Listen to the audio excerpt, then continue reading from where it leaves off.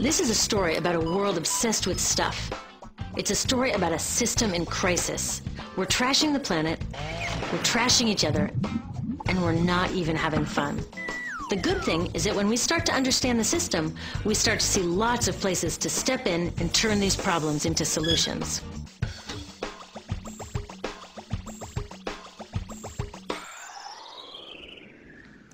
Can I tell you, I love my Pantene Pro V.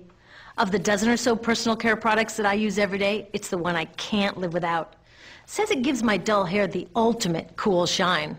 How does it do that? I was wondering that while I was lathering it in my hair one day, so I read the ingredients right here. Sodium lauryl sulfate, tetrasodium EDTA, methyl isothiazolinone. What is this stuff? I took this list to some scientists who know how to read it. Turns out my Pantene contains a chemical linked to cancer. And lots of other products in my bathroom, from sunscreen to lipstick and even baby shampoo, also contain chemicals linked to cancer or other problems like learning disabilities, asthma, and even damaged sperm. Like most parents, I try to keep my family safe.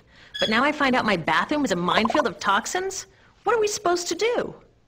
To find out the answers, we have to go back to one of the key features of our materials economy: toxics in, toxics out. If, at the factory, you pour toxic chemicals into a product, like baby shampoo, you're going to wind up with toxic baby shampoo, and toxics in workers, communities, and, babies. So let's take a closer look at this toxic outrage where it seeps into our lives every day, in the bathroom. The average woman in the U.S. uses about 12 personal care products daily. The average man about 6.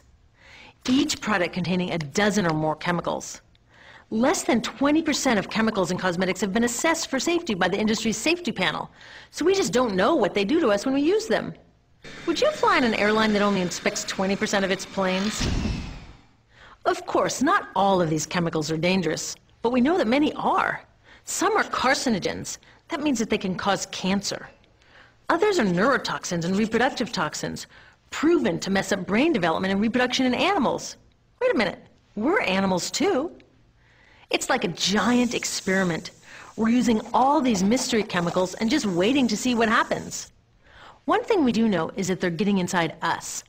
I had my body's toxicity levels tested, and I'm loaded with things like mercury, flame retardants, triclosan, and lead. We all are. Even babies are being born pre-polluted. Now, I know we can't live in a lead-free world, but do we have to put lead in our lipstick? I don't know. Maybe it's my fault. Maybe I just bought the wrong thing. At the store, the choices seem endless. I can get lipstick in 49 shades, or shampoo for hair that's too dry, oily, fine, limp, or frizzy. But what about the choices that really matter, like the choice to buy products that are safe? It turns out the important decisions don't happen when I choose to take a product off the shelf. They happen when companies and governments decide what products should go on the shelves. So who are these companies? This is Procter & Gamble. They're the ones offering me Herbal Essences, the #2 shampoo in the country. It contains toxic petrochemicals made from oil. Since when is oil an herb? On cosmetics labels, words like herbal, natural, even organic have no legal definition. That means that anybody can put anything in a bottle and call it natural, and they do. I mean, can you imagine a top seller called Petro Essences? Gross. What's even nastier are hair relaxers marketed to 5-year-olds and skin whitening creams. These are super toxic, both in their ingredients and in the message they send about what beauty is.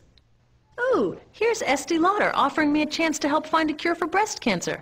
That's nice. But wait, they're also using chemicals linked to cancer. Don't you think the best way for Estee Lauder to fight cancer is to stop using those chemicals in the first place? So really, I get to choose between meaningless claims on a bottle. But these guys get the real choice about what goes into those bottles. And that happens back here, at the factories where they're formulated. Why do the makers of these products use all these toxics?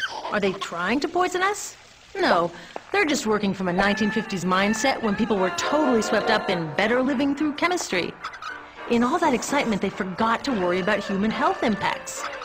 That was years ago, and they are still using these same old toxic chemicals. Today, big cosmetics companies say the doses of poison in their products are small enough to be harmless. Yeah, maybe if you use them once a year. I guess they never get out and see that their products are being used and combined with other products every day. A little toxic dose under your arms, a little more on your hair, on your lips. And workers in nail and hair salons get dosed all day long. So the industry is used to doing things this way, and they can, because even now that scientists have linked the chemicals they're using to all sorts of problems, there are no laws to get rid of them. You're thinking, really? Come on, nobody's making sure that the stuff we smear all over our bodies is safe? Nope. The FDA doesn't even assess the safety of personal care products or their ingredients. Since 1938, they've banned just 8 out of over 12,000 ingredients used in cosmetics. They don't even require that all of the ingredients be listed on the label.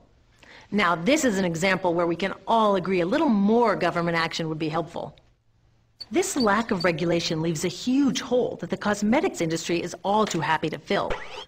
They set up their own committee to self-police their products, and compliance with their recommendations is voluntary. So the cosmetics industry is making the rules and then deciding whether or not to follow them. So you see, it isn't our fault that these toxic products are in our bathrooms. It's a whole broken system that's ignoring the simple rule: toxics in, toxics out. But we're not helpless. There are resources online that we can use to protect ourselves by identifying the best possible choices in the store. But the real action is with people working to change the system. Because if we really want to solve this problem, we got to start here with these guys. Women, parents, workers, people all over the country are demanding that Congress pass a new law, giving FDA the power to make sure that our personal care products are safe. We need common sense laws based on the precautionary principle. That means that when you're dealing with hazardous chemicals, just err on the side of caution. Let's not debate how much lead should be allowed in lipstick. Just get the toxic chemicals out of our products. Smarter laws would force companies to get past that old 50s mindset and figure out how to get us all clean and shiny without toxic chemicals. Can they? Totally. Many responsible cosmetics companies are already putting safer products on the market. Green chemists are developing substances that are designed to be safe and non-toxic in the first place. European governments have required the removal of many toxic chemicals, and companies have figured out how to comply. When cosmetics are reformulated to be safe and labeled honestly, then we can feel comfortable with the choices available at the store. We can choose bouncy hair or full hair, shiny lipstick or matte. We can even choose to feel beautiful without using 20 products. But we'll know that whatever we choose, the most important choice, the choice to be safe and healthy, has already been made.